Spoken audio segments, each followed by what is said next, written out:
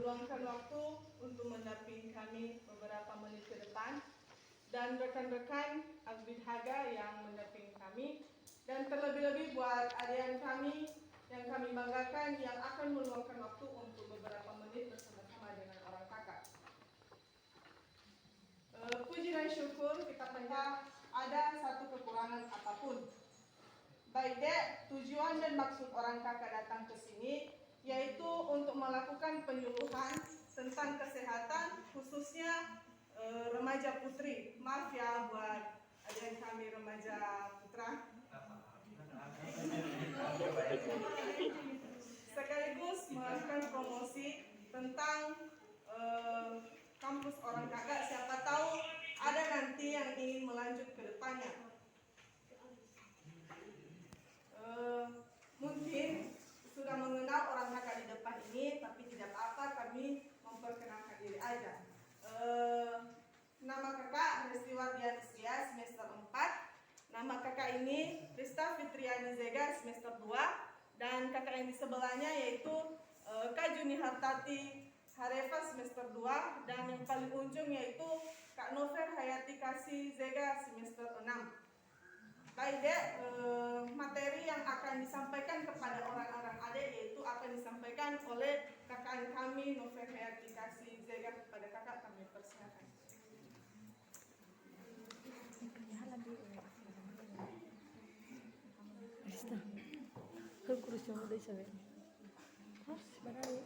Selamat pagi Bu, selamat pagi adik semua. Gimana kabarnya? Luar biasa. Masih semangat? Masih. Baik deh, orang kakak di depan ini akan menyampaikan materi tentang penyuluhan, yaitu ini dulu khusus untuk remaja putri. Jadi untuk laki-laki nanti, minta maaf ya dek.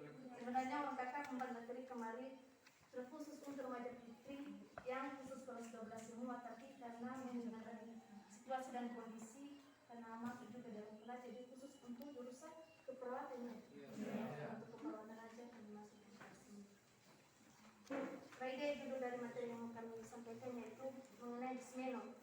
Apa untuk remaja putri apa kalian tahu semua tentang dismenol? Tahu. Kalau kita apa yang maksudnya dismenol?